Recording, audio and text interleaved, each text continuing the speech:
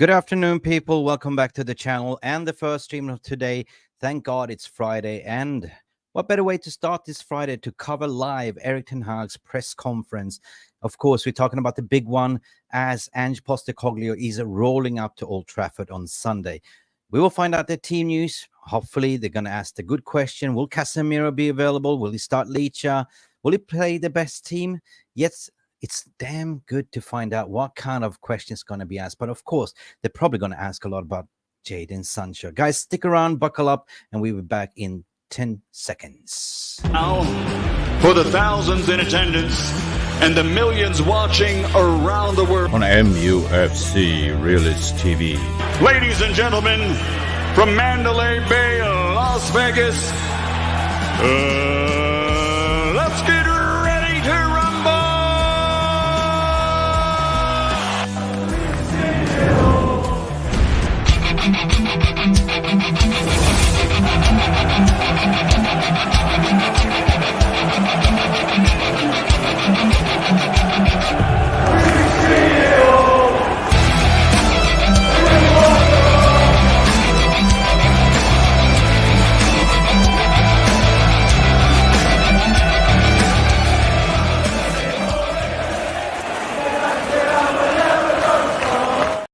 Oh yeah, and we are so much back and we are live. How are you guys doing this afternoon? Sorry about this morning.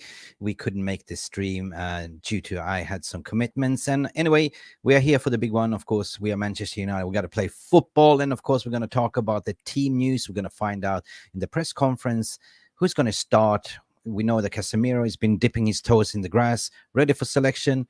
Is it too early? Or even Licha? Perhaps the same.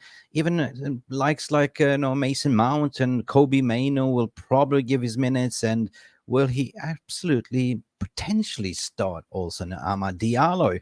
Let's find out, because the press conference is about to kick off live in 15 minutes, and we are going to cover this here on this channel.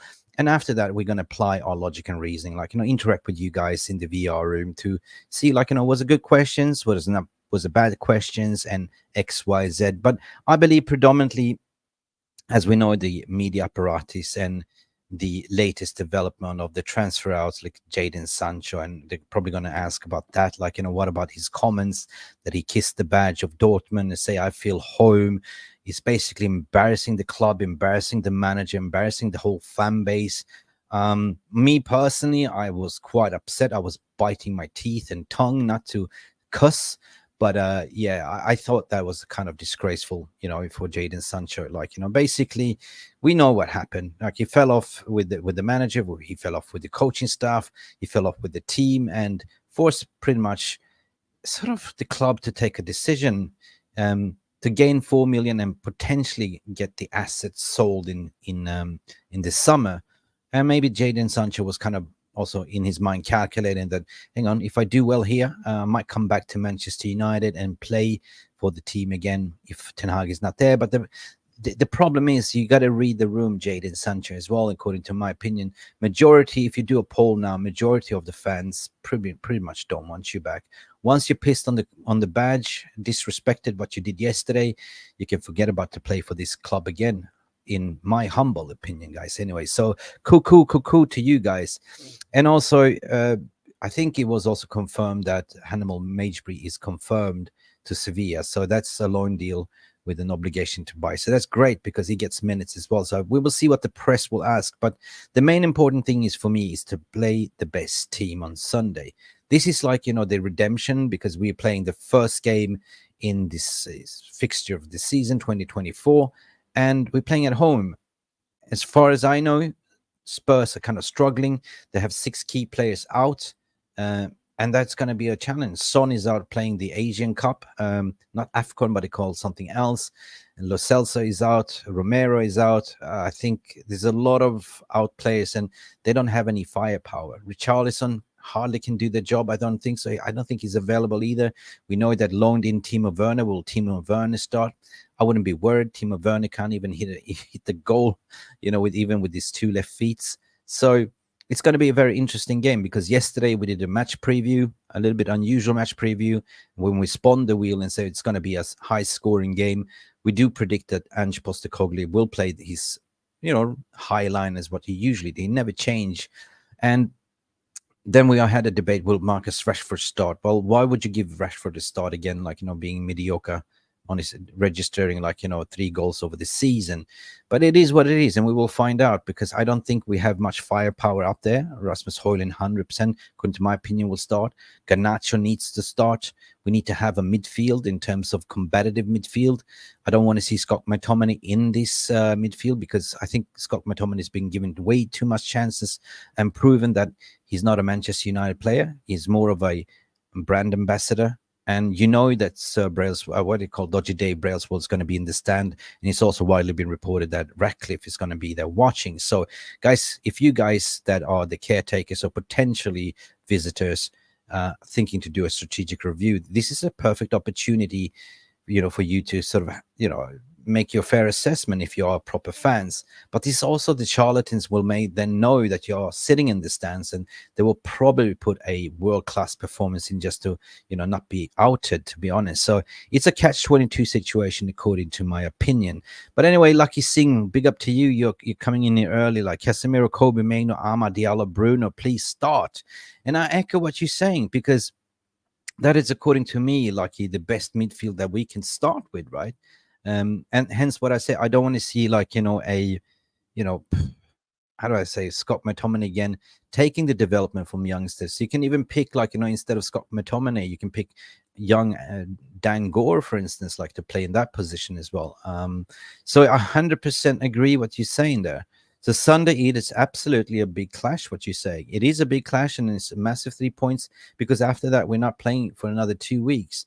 So arguably, to the point, if you start Casemiro and Licha, for instance, in this game, it's low risk, because we're not going to play for another 2-3 weeks anyway. So why don't just give them a few minutes, perhaps not start him, but at least put him on the bench. So at least you can give, like, Postecoglou a little bit of a headache when you look over to our bench to say, shit, they have a good bench. How will I line up my second half strategy according to that? Lucky again continue to say, big up Lucky as well. Casemiro, Kobe Mainoo, Amad Dialo.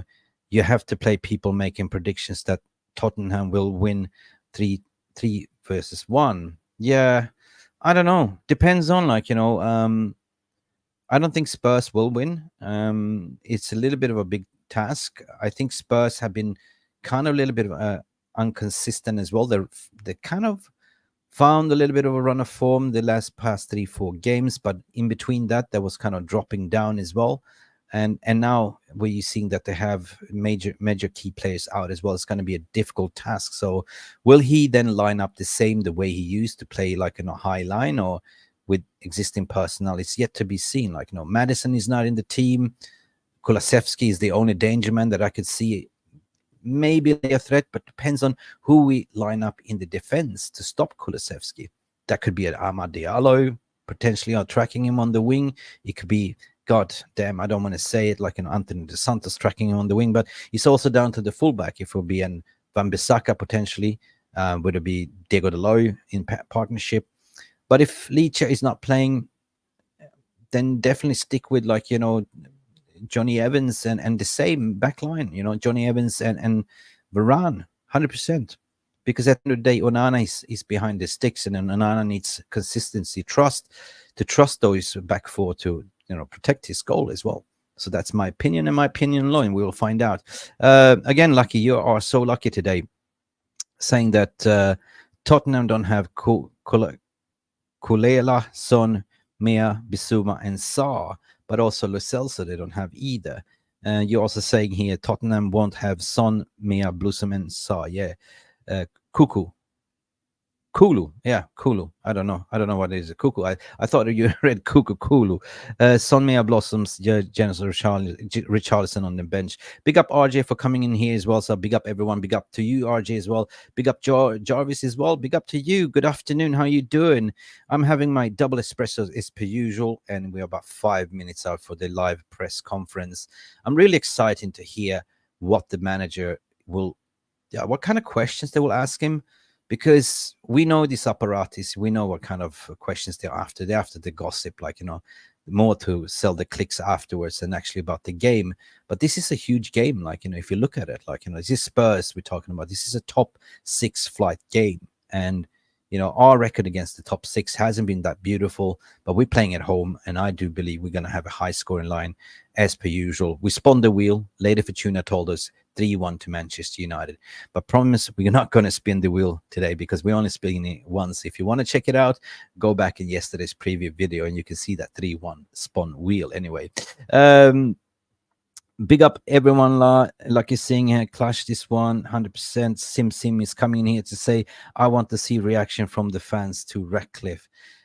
Yeah, I'm going to do a piece of video on that one as well. Like, I've been thinking about it. So I definitely want to see a reaction on that one.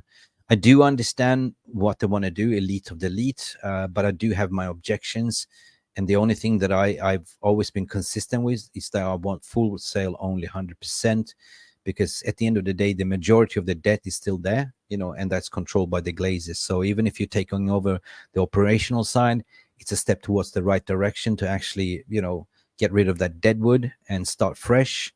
But it's all depending on who you're getting rid of and what you're recruiting as well, and what kind of foundations, like, So yeah, 100% I agree with you. And if Ratcliffe is there, I don't know if the Glazer out protest will be turned toward him as well, like, because fans wants answer, like, and he wants to have a good PR start. So it's going to be very interesting to see the reaction. 100% agree with you. Jamie Wen, big up to you. Wouldn't listen to anything Ten Hag says. He does the opposite. Yeah, but you know what, Jamie? It's all scripted at the end of the day. If you've been to those press conferences, it's why it's scrutinized, where you can, what they're giving out questions, approved questions from the PR manager or to the press corps, what they can ask, and what he answers is also scripted. So sometimes you can see they go off the script and it turns out to be a pancake. And this is what the media want. And that's why the media continually asking the same questions over and over again, because they hope the manager will slip and put something out of the crack there. So if you know the game, you know the game. Big up to you, man. Anyway, yeah, 100%. I hear you there. I hear you. You want to see, like, the chant Glazers out, like, I can see you. So, Cass and Butcher, what Captain Cayman is saying here, maybe fit, definitely not much sharp. Yeah, that's it. Personally, I would start them on the bench. It's fine. Yeah, I mean, I'm a little bit conflicted, as if you back to tape 5 minutes ago, what I said, like, I certainly believe they will be part of the squad, but are they good to start, or are they good just to come in the second half? Yet to be seen. I'm waiting for Mark to come in here. Mark is usually with me. They call us M&Ms, and I can see him. He's coming in raw in the background. So until he's ready to set up, he can, I can call him in as well. And I have to excuse my language here. I got something in my throat, like a dusty, that when you feel like you have some dust thing in my throat, just coughing it. Anyway, Jaden Sancho Martial has to go. Sim, what you're saying here. Jarvis is asking the question, how do we feel about Spurs game? For me, it's a must win, 100% for me too. If we lose, the season is over. If we win, we are 5 points behind Spurs. If we lose, we are 11 points behind Spurs. Yeah, man, that is the damning thing, right? That is so damning. And you see, I want us to win. Let's see if Mark, are you there, mate? Are you there? Can you hear me? Major Tom to Mark. No, he's not ready. Anyway, the press conference is about to start. Let's bring it to this stage. Let's see. Let's bring it up and analyze it. Still going. Some commercials. I can see Mark in the background. So Mark, are you ready? Let us know. Feel free to come in anytime, because the press conference has got to start. And it's about to stop, guys. So let me just add that to the stage very, very soon. I can see Tom is here. Tommy Doors, what are you up to? We've been through every type of manager. Ten Hag is a good manager. We should keep 100%. We're going to talk about that later as well. So park your comments, leave your comments coming, keep your comments coming, and then watch the manager's press conference, guys. As it's about to kick off, I'm looking at it right now, right live, and here we go. We add this to the stage. Welcome to the stage. Press conference, guys. Let's listen. Hello and welcome to the manager's press conference ahead of the first Premier League game of 2024 as we welcome Spurs to Old Trafford. Let's hear what the manager has to say. Let's go. You've obviously had a lot of injuries to deal with over recent weeks and months. What's the situation heading into Spurs? Anyone back? Anyone unavailable that we're injuries not expecting to I don't know. What do you expect? No.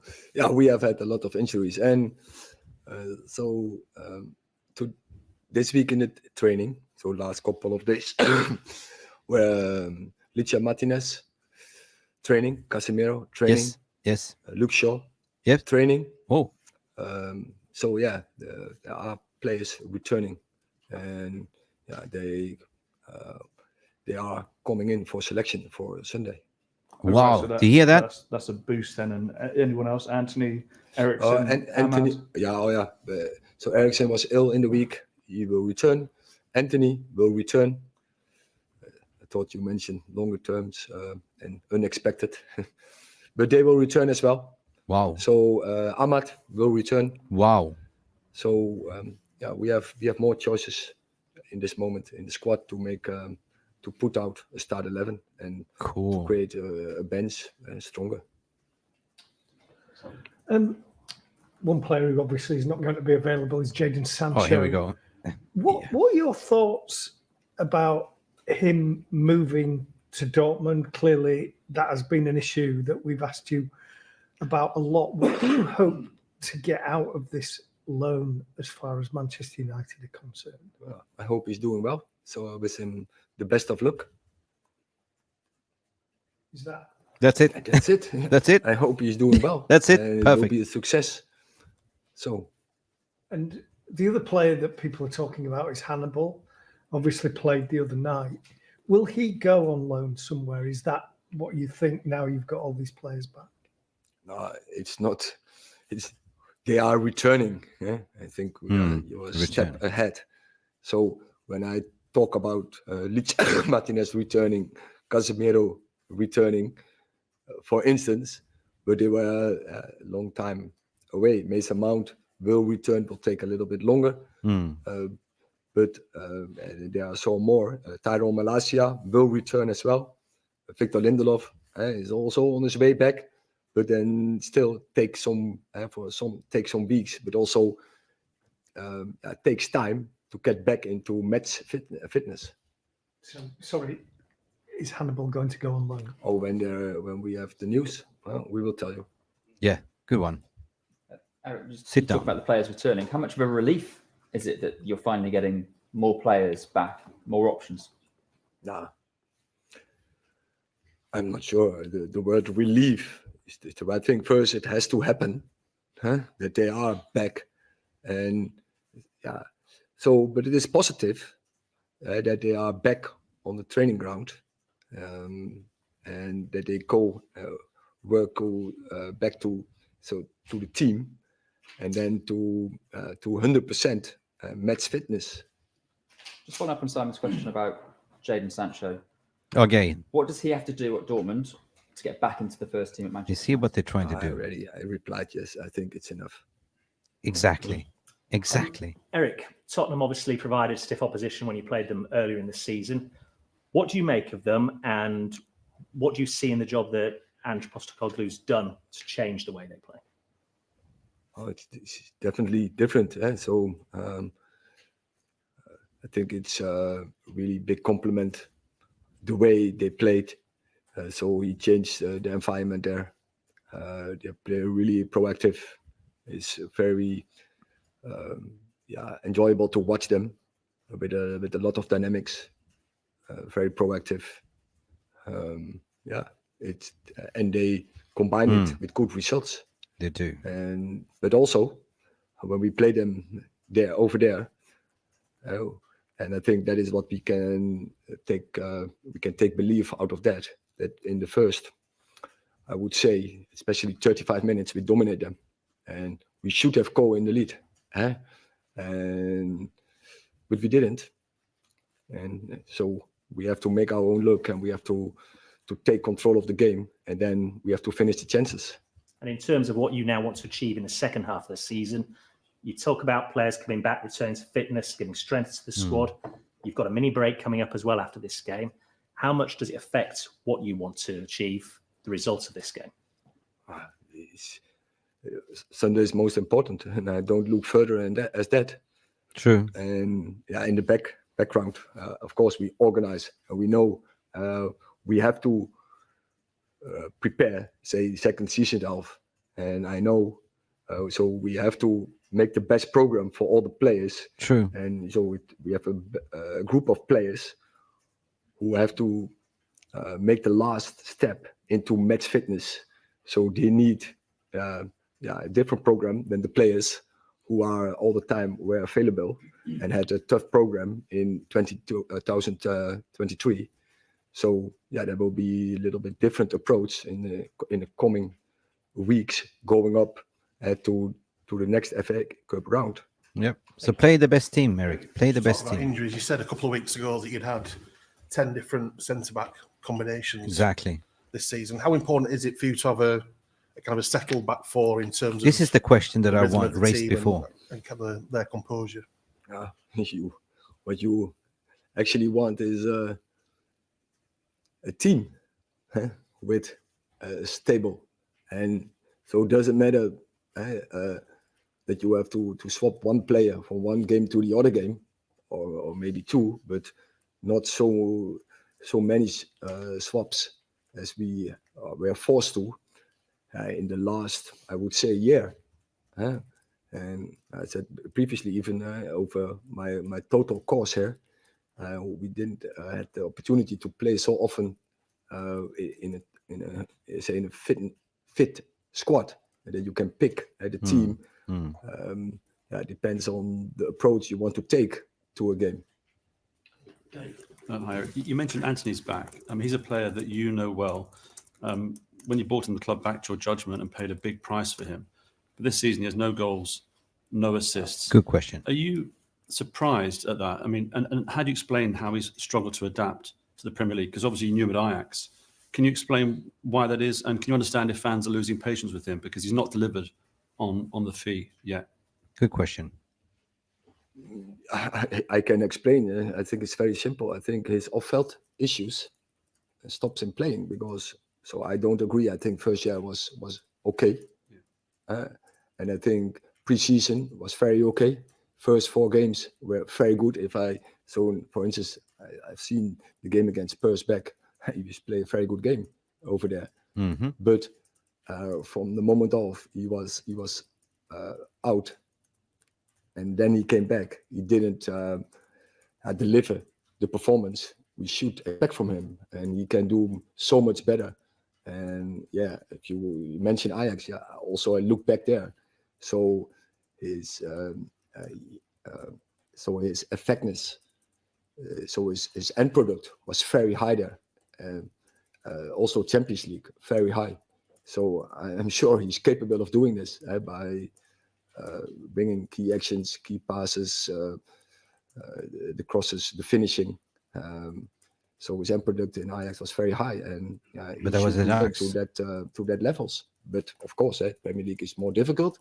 But he's capable of doing it. But you still think he's been troubled by the off-field issues? You mentioned that. Off-field issues. Still think that's mentally. It has to have an effect. Yeah, it has to have an impact on him, definitely. And so he has to deal with that. So he cost them.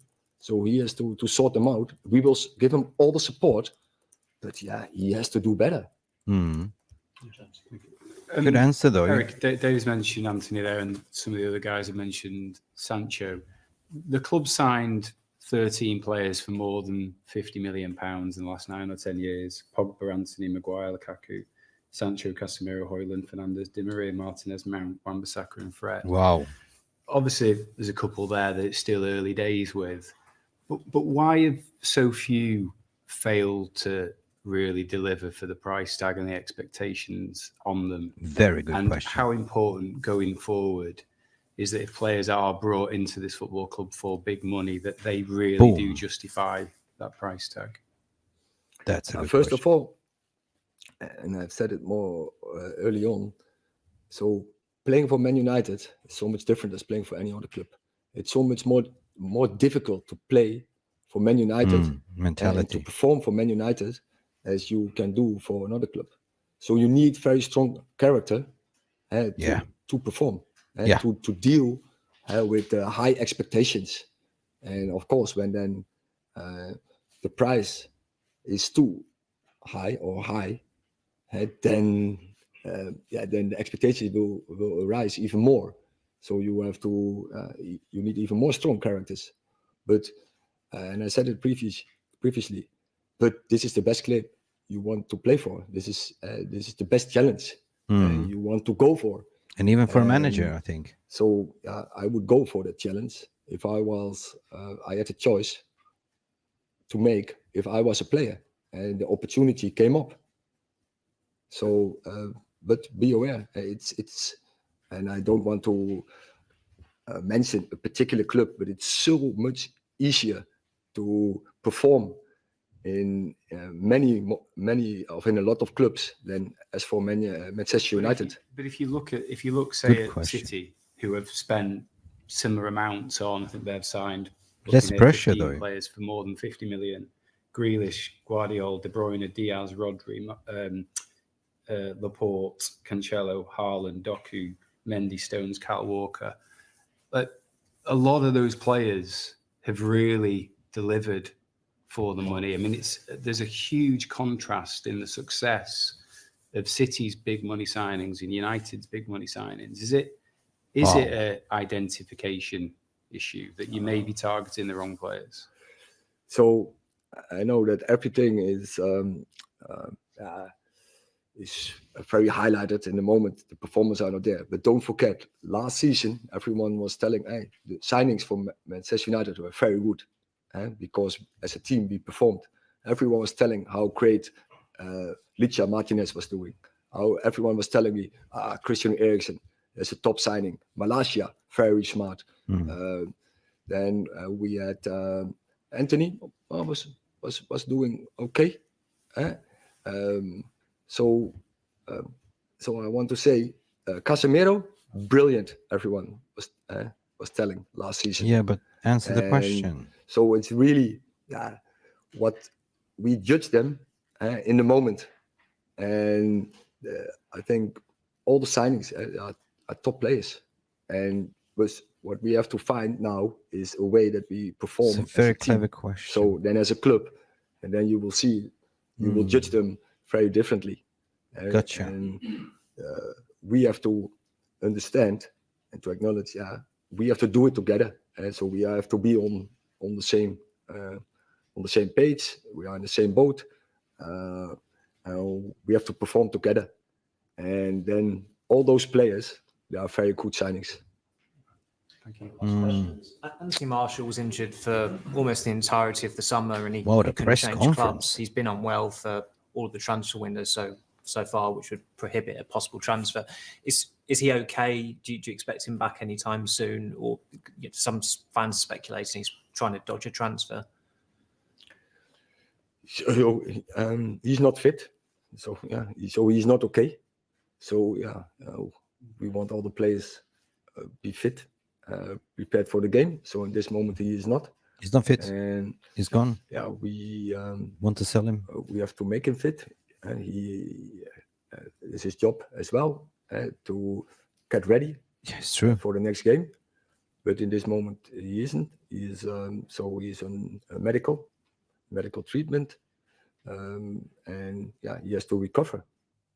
And that's it for now. And that's it, guys. That was a massive press conference. Such a good questions, to be honest. Massive truth bombs was dropped, or I think the last reporter got him at the end of the day when he mentioned about, look at Man City, the recruiter Grealish, Doku, and they're all gelling. And it was pretty much a mass questions to say what is the root cause analysis, what is the problem. And he couldn't really get out of that one. He started to defend himself. Well, hang on, last season it was all about, everyone was telling me about, oh, look at those great signings, Christian Eriksen, CASEMIRO LICHA. Oh, and then he said about also Malacia, such a great, smart signing. But the whole question was pretty much a pop at, why can't you get these current players gel for you and play for you? But let's go over the questions one by one. I think that was one of the best press conference questions I heard for a very long time. I think it was cool and composed, very good, balanced. Again, I did suspect they were going to ask about the Jadon Sancho in different shape and forms just to get the manager to slip. But really, I really enjoyed how he kind of shut him off straight away. That's it. Just like that's it. But guys, please, I want to hear from your opinions. I want to hear from Mark as well. Good afternoon, Mark. How you doing? How was the backstage? And thank you for eating while you're just joking, man. How you doing? Thanks for keeping tabs on the press conference. Listen, what was your take on the overall press conference? Do you agree what I'm saying, that this was bomba of a press conference in terms of the questions that was asked? Yeah, it was pretty much, I think it was a good press conference. I think a lot of the questions were spot on. I think some of the questions was a bit laced with different extras on them. Like, Sancho, it seems like they're trying to make Sancho out to be a martyr for some reason, But then again, the press loves to see, the toxicity happen at United, so we shouldn't be expecting any less. I kind of agree and disagree with your take on his response to the question about the signings. I think 8 of those signings he did not sign them. They were signed before he came as manager. True. So when they talk about all of those signings, I'm like, well, what are you trying to say if he's responsible for them? But in a way, I could understand from the perspective that he should get them to perform well together. At the same time, it's like, for me, some of those players have not performed well under 2-3 managers before, so I'm not expecting him to be the magic man, No, true, and there's also the player power. So you got to protect your squad at all costs as well. Like you're not going to throw them under the bus. But I think the last couple of questions was huge, massive questions, and the way he was maneuvering it was to say, like, and he kind of gave a little bit of warning to say, like, if you're going to come for Manchester United, it is probably the hardest job you can ever have, including myself and including me as a manager and the past ones that was before me, because the pressure is all of a sudden immense, right? So he was basically digging on mentality, and that was kind of a question, how are you going to recruit in the future? So it kind of gave you a little bit of an indication that you need to have that winning mentality, because you can look at every player that left Manchester United. They're doing well in other leagues, like, because there's no pressure from fans. Because let's face it, our fan base is very impatient, right? We want results straight away. So that comes with pressure, like, that comes also with the pressure on the manager.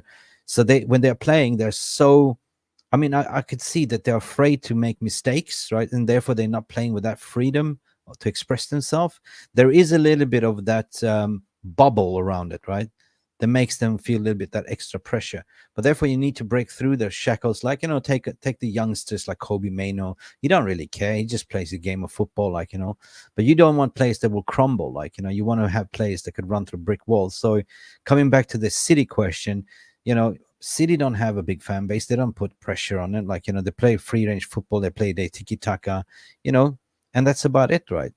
But if you have a full stadium, if you have a global fan base over 1 million plus watching you and demanding, then it's a total different thing, I think. And that's pretty much what he wanted to say. Yeah. Anyway, the big news, though, I think, in terms of team selection, big confirming news that he said, like, Martinez, Casemiro, Luke Shaw in training, and they will be expected for selection on Sunday. But then he was saying Mason Mount. Yeah. Sorry, man. I think, when he talked about Eriksen coming back from being ill, I think that's going to be big, having him either to start the first half or come on in the second half is for me, is huge. I think we have to start looking at the squad for certain reasons. There are certain specialists in the squad, and there are certain players that, we need to get the best out of them. I think maybe if we split the role, let Casemiro start the game, bring Eriksen on in the second half, swap those positions so you get both of them getting game time. You know what I mean? Create a difference in midfield. him mentioning Amad Diallo is huge for me because it seemed like Amad might start ahead of Antony. We all know that he likes Amad a lot. You know, he told Amad he's in his plans. So it's one of those things. Martinez being back, I think it's going to be a huge boost. I'm not too sure if he should start, but if he starts, then, you know, I think it's going to be good.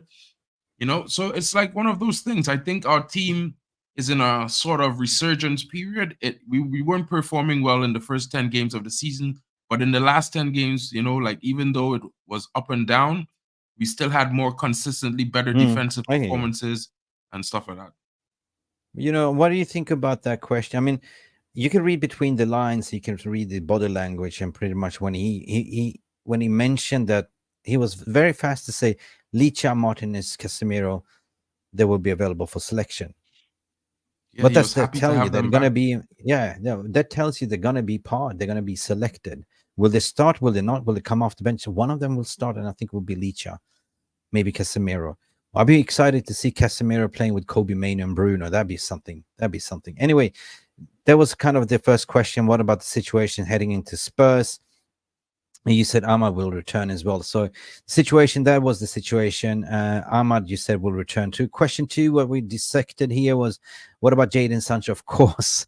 And I predicted this. You know, when I opened the stream, do expect this. This is the media tactics. Like, you know, it's so scripted. You know, they give certain information where you can ask in a press conference, but also Ten Hag cannot answer certain questions as well. So they will try to come back with different angles to make him slip. Shapes and forms. Under shape and forms. And, you know, he pretty much said, like, look, whatever. I hope he does well and be successful, right? So they kept coming back to the same question again. And it's like, what you want? You know, I'm not talking about it, right? Anyway, and then it was asking about Hannibal as well on the loan. And he said, well, still it's a loan, but there's players that's coming back. It's not a permanent. It's like for development. And then he talked about Mason Mount not being ready as of yet. Like how many weeks left? It is a little bit shambolic, according to my opinion. We bought a number 7. What, we're paying him 250, and how many games has he kicked for us in the Premier League, and he's not back yet? Like, you know, so yeah. So how many? 8. 7, 8 games only. So I think the journalist at the end was trying to have a pop at him for his transfers, like, you know, in a masked, nice way, you know, and to say, would you still be in charge of transfers? Because, hey, you had a clamor, look at this situation, and he was trying to defend himself, like, look, you know, I bought in this been successful, that been successful. He also got a question regarding Antony dos Santos. He claimed, oh, it's still the personal matters, right? But still. Still, by personal matters, but you know, it comes down to the thumbnail. Play your best players, like, you know, play your best team. And if he's not performing, then you have Amad Diallo, like competition for places, that's going to play instead of you. You know, I don't care if it's a, like, you know, £100 million asset player, they're not really performing, and you're trying to put him into to the team. There'll be times when he can come in and play, but right now against Spurs, we need the best team, right? So I don't know, what was your take on that? Yeah, well, I think the media has been a little bit harsh. I would probably even use that X word terminology for the media on Antony, because in the last 2 games he didn't perform well, but the 5 games before that he was the best winger on the field. So they're not even talking about Marcus Rashford, and he's been dropping stinkers for the last 18 games. I think it's crazy the way fans try to jump on Antony's case, but they dealt with Marcus Rashford for 8 seasons doing the same thing or worse. Yeah. I mean, if you look at Antony's last season, it's pretty much Marcus Rashford's season for the last 7 years, barring last year. So it's one of those things where I'm like, okay, it's fair enough. If the fans done with him, it's fine. We could move on to another player. But it's been you know, I can understand fans and I can understand myself. It's been underwhelming. Like, you know, I judge the players on the pitch, like, and based on the performance, and I would see that it's healthy for a competition. So if Amad all of a sudden comes in and outperforms, then he's got to work harder to take his place back. But it's good to have a little bit of rotation. So this is probably the way we're going to move forward. Yeah. And he looked a little bit relieved to say that he spoke like the return of all these key players. that were the pivotal fundamental spine of the team was coming back. So for him, it sounds like, you know, a relief. Like that's my only signings I'm gonna get. That he's treated like a signings. I don't think we're gonna get anyone. Potentially, they didn't ask about the transfers, which was strange to me. And they should have asked, do you expect anything out in January? But they probably know that there won't be any, right? It's question. Then they came back with question 4. What does Sancho have to do in Dortmund to get back into the team? It's like, I'm not fucking manager of Dortmund. It's like stupid. Hello, get real. You're sitting there and asking Sancho what Sancho has to do to get back into the team. It's like, I already said enough what he said. Like, you know, are you stupid? Are you dumb? Like, you know, I'm not the manager. That's a waste of a question, Mick. Everybody knows what Sancho has to do. All Sancho had to do was say, you know what, Gaff, sorry, I made a mistake. Whether you mean that or not, that one sentence would end everything. You believe that? How hard is that to say? I can't believe that question. You know what I mean, Mick? That was the dumbest question of the whole interview. Otherwise, it was a really good conducted interview. So, like, listen, question number 4, if we sort of dissect that one as well, I think that was a good question. Finally, like, so they ask about the game. What about Spurs? What has Ange done? So they're asking his opinion about Ange, and he pretty much responded like, you know, he's very proactive, changed the dynamic. And we spoke about that yesterday. Like, you know, I had a little bit doubts when he was in Rangers. Was it Celtics or Rangers something? I didn't know he could make it in the you know, in the Prem. But obviously there's, you know, Spurs is doing something different, something unprecedented. They are backing the manager. They're investing heavy in the January window as well. They're backing, believing they're going to finish in top 4. So Daniel Levy is starting to splashing the cash. So finally they got this right, like, you know. But he's playing a proactive style of football. They're playing a very high line. They combine good results with good football. We should have a look at. We should have to take a lead at them. Against them, but we didn't last time out. Yeah. If you remember the last time. I mean, we should have won that game. Like, you know, it was a so they were lucky. Yeah, they was lucky, but we played away in Spurs, so that's a good one. Like, and he recognized that Ange is doing great, but on the other side, their team is weakened. Like, there's 6 key players out, so no firing power. Unless you, Kulusevski can be a threat, but that's only one, right? Richarlison.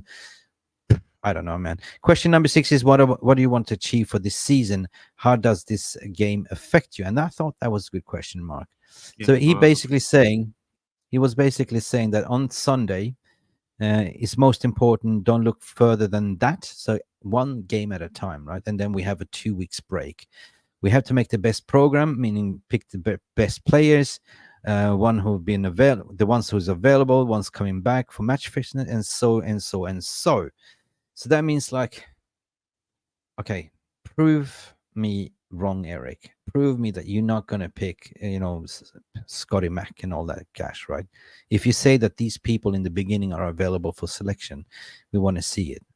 I think most of the fans want to see it, Mark, right? And they all seems to be prepared, right? What's your take on that question and his answer? What was there something in it to give you a confidence that he might go for the same lineup, or he might switch it up a bit? Well, I mean, you can hear it, but you hear, so he drops certain, the way he says some things for me kind of give you hints, right? Martinez, he opened with Martinez and Casemiro. So one of them is definitely starting in the game. Yeah. The next one definitely is getting some minutes, right? So if I had to bet, I'd say Casemiro starts. His injury wasn't as bad. I'd say Licha gets some minutes, which would be a good boost for the team.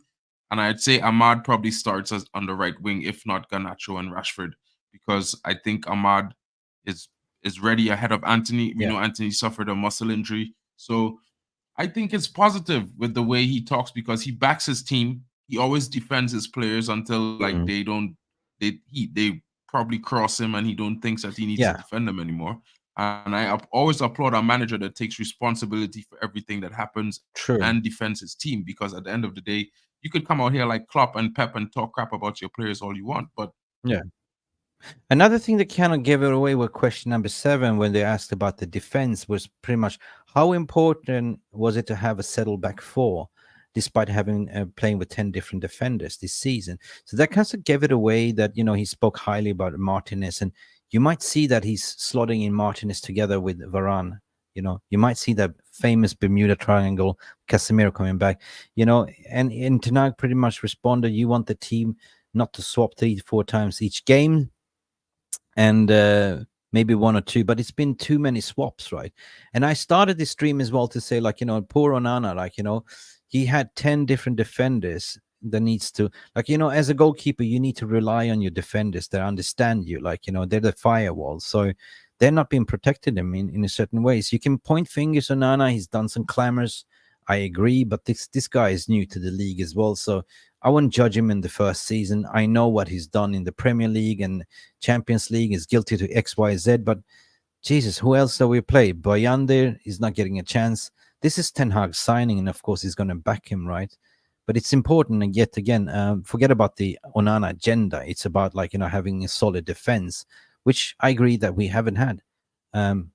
Of course, the last 3 games with Johnny Evans' partnership with Rafa has been successful, though.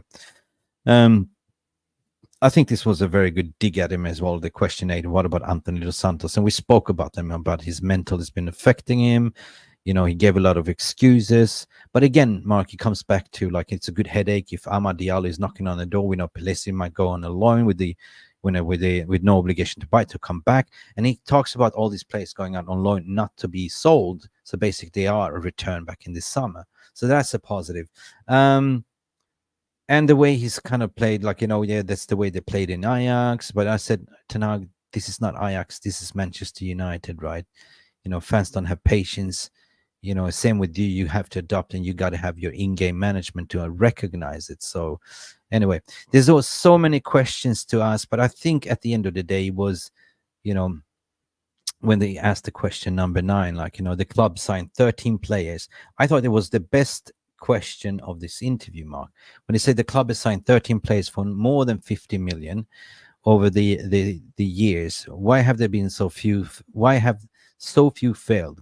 Going forward, the club analyze how it can be reflected when signing players, so we improve that. Mark, that was your question, I think. And basically, playing for Manchester United is a different animal. That's what he said. And I agree. This is what we can agree. The pressure is different. It's enormous compared to other clubs. They need to have a stronger mentality and work harder to earn it, to be the best in class. And that is true. That is absolutely spot on.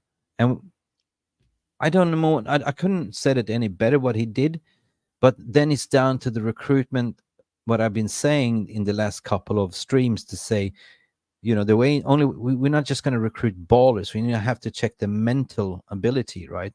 Do mental test on them, like, put them on the stress chamber test and see how they can perform, like, because it's another prospect to play under Trafford, and whatever you play in the Premier League is a totally different league. But we've seen it again, like, as soon as they leave Manchester United, they don't have the pressure, and they always start to express themselves, right? So I don't know, Mark, do you agree exactly what I'm saying, or do you have another take? 100%. I mean, like, I don't know if it's because I'm from the Caribbean or South American region, is where they call it the third world, but you always have this mentality that you got to work twice as hard as the next person next to you. And if someone has better opportunities than you in life, you have to work 5 times harder than they do.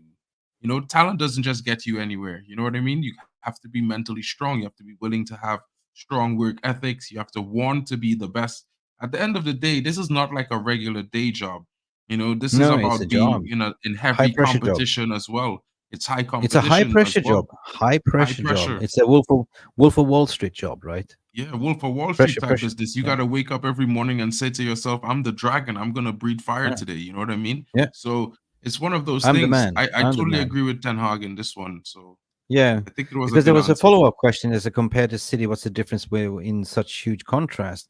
It's simple. They don't have pressure. They don't have fans. That's the thing. The stadium is half empty against Huddersfield.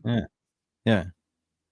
So it's like, I think it was such a great press conference. At the end of the day, they tried to make a pop at him, like, what about your signings there? But he defended it. And at the end of the day, I want us to win. I want to see Ten Hag finally get his. I mean, if he's been waiting for those key players to come back from injuries, because I think that was the key red line of his whole interview, that he was constantly talking about the defense and how important it is to have Licha, Varane, Casemiro back into the team, Malacia.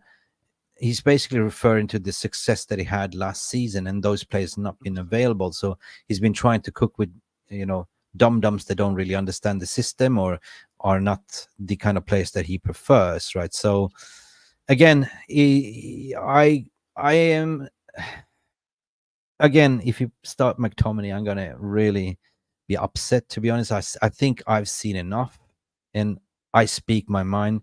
I'm never like to criticize players, but dude, if you're gonna play him and while you have all these availabilities on the bench, then your talk is too cheap here. That's my opinion, because I had enough, and I said it before. I fell out of love with this team, but if they prove me wrong, I will love them again. Like, I will fall in love with them again, Mark. 100%. The proof I will be totally in the agree. pudding. Yes, 100%. The proof is going to be in the pudding. Yeah. So to summarize everything, is very good press conference.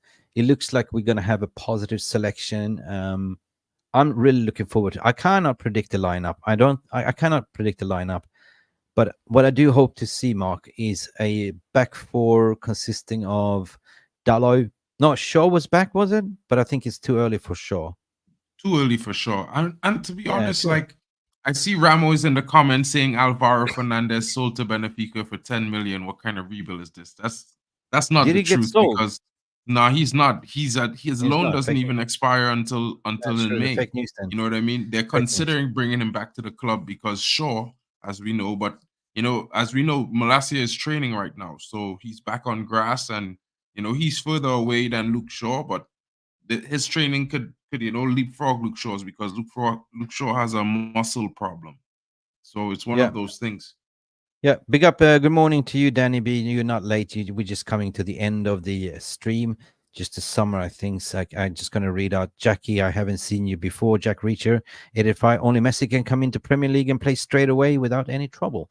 He can try. In what reality? Why has he avoided the Premier League all the time? Maybe he knows that he cannot try. Messi's the type of player. Yeah. I was going to say, Messi can't even make a Travella pass on the outside of his boot when he tried to cross the ball. You think he would play in the Premier League? Let's park that. Why has Messi avoided the Premier League? Playing in La Liga, he played in PSG. He wasn't really ripping off tree in PSG, right? He's academy Barca man through and through. Of course, he's going to a MLS, lesser leagues, and dominating. Now, you can compare all day long to Cristiano Ronaldo versus Messi, but at least Ronaldo went to different leagues, and proved it. So there you go. Who's the GOAT? Who's the GOAT? So anyway, big up, just to summarize everything. I think we are in for a surprise on Sunday. The proof will be in the pudding. Again, I want him to select the best team. I wish all the best. It's such an important game, because after that, we're not playing another 2 weeks. It's going to be a mini break. It's going to be AFCON. And I guess, like every other fans, I want to be entertained. We're playing at home. We should spank them. They have 6 players out, and I don't know, man. What's your general gut and feeling? Do you think we're gonna sort of play them off the park on Sunday, or is it to jinx it? I mean, I don't know if we might play them off the park, but certainly I think we would create more chances at the beginning of the game than they did if we look at the last game we played. It's if we could be more clinical than them. Messi can't hack it in the Premier League. I don't know why anyone thinks he would. It's too physical for him. Whenever Messi plays against physical teams, he crumbles. And he doesn't track back. He doesn't track back. Look at him in France. Yeah. People say he was walking around scanning the field, but he was too busy getting three goals and 6 assists that entire season that it was what? He's so good. Top players are great in any team you put them in, not just in one team that's made and built around them. And that's what he has at Argentina. Ramo is right. We don't see footballers. We will not see footballers like this anymore. Zidane, Ronaldinho, they're GOATs. We're talking about Messi and Ronaldo's. I think that's the last of you see of the professional footballer that really lives and breathes athleticism and football. That really took care of themselves. But it's going to be a long time, because right now there's a void, there's a gap. There's nobody that you can talk about who is the Messi or Ronaldo at the moment, right? No, I don't even think Kylian Mbappe and Erling Haaland are at that level. They're not even close. You know what I mean? The charlatans, the money, they just for the money, the charlatans. You know what I mean? mean, it's like for me, a player needs to a top player of that level needs to elevate the players around him. I don't think Erling Haaland elevates no one at Man City. I think everyone makes him play well. You know, Okay, if he's we a great talk about finisher, but elite, yeah, but we got to talk about elite mentality. That's something that he Ronaldo has was that. constantly thinking about. Elite mentality. He was living and breathing football, and everything that he did, recover, eat well. He took care of his body, he took care of his career, right? These players are now multi-billionaires. They care more about, you know, the brand and, you know, what people's perception more than the football. For them, it's a job, right? Rather than, I want to be the best. And I do respect people that have this mentality, this winning mentality. Like you want to recruit in people that has this winning mentality. Licha has a winning mentality. I want to be the best, right? Varane has the 100%. same. I want to be the best, like, you know. That's the thing. It's I want like to compete. I Garnacho. want to Garnacho win. has Yeah. that sort Garnacho, of same. mentality. You know what I mean? Mm. It's like I mean, Ilanga is not out of the club, but he has that kind of mentality, you know, like if I don't do it today, I'm gonna work harder tomorrow to get there the next day. You know what I mean? Yeah. It's one of Yeah. those things you have to be able to do it, and you can't make excuses. Like, sure, you're gonna encounter problems, you might even get injured along the way, but you have to work through that. You know what I mean? That's what Yeah. it takes to be a professional. All right. So yeah, it's one Cool. of those things. Cool. Well, it's going to be interesting to see. I mean, there's 2 weeks left of this transfer window. It's going to be interesting, but as I say, I don't believe we're going to get anyone. More potentially like a panic buy in the end of the window. There was talks about this Broby guy, whatever this Brian Broby, and Jesus, Brian get out of here! Broby. Like, yeah, Brian mean, Broby, and it's like this, right? it's I'll another put it. Eredivisie. No, it's another Forget the Eredivisie. Eredivisie because I think a lot of fans think about it like Eredivisie and Eredivisie. Lots of top players come from the Eredivisie. Look at Gakpo at Liverpool. He came from there. Yeah, Our yeah. fans did not want him, and look, he's lighting But up not on a Liverpool. permanent signing, though. Not on a permanent signing. We need somebody to come in there for the rest of the season to offload Højlund. True, That's like a desperately loan, and needed if it's a because, loan, yeah, he's. You know, we shouldn't matter forgot who about it is. question. Yeah, we forgot about the question regarding the asked about Anthony Martial, and he didn't want to speak much. He was all talking about he's injured, he's nursing, blah blah blah. That's bullshit. He's bullshit. He's not injured. He's basically in for a transfer talk. They want to get rid of him, and that's why he's not playing. He's not part of Ten Hag's plan. He's been told, you know, you got to get out of this club. We're not going to play you, right? Unless he doesn't have any choice, right? 100%. So I want us to sort of, in that case, just, I don't mind, just get us another, like, you know, secondary striker that could sort of rotate with Højlund, because I don't want to see Højlund be burned out for the season, right? Just being this single striker mark, you know.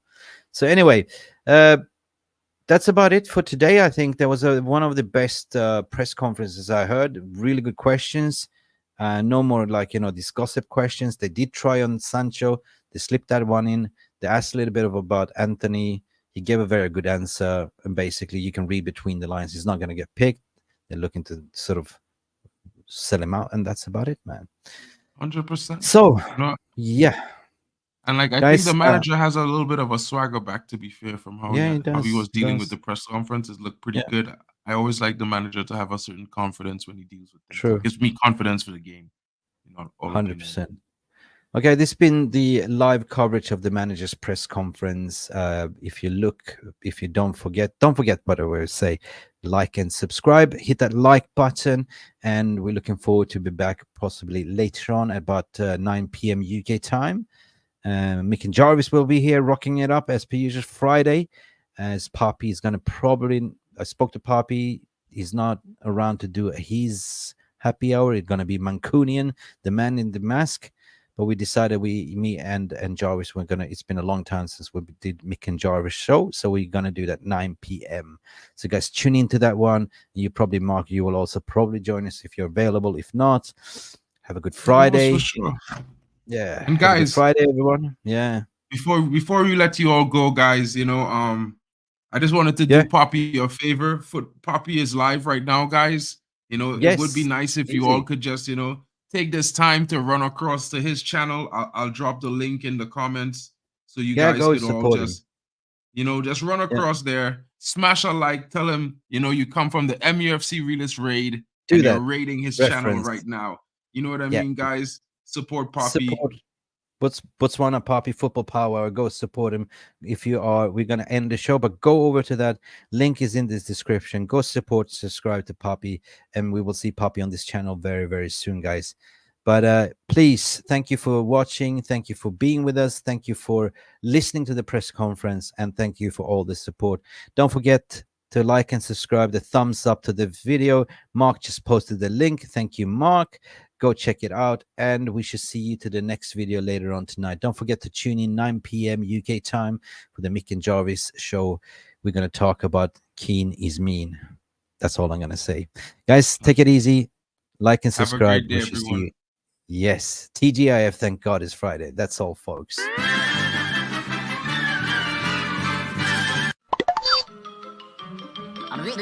That's all, folks.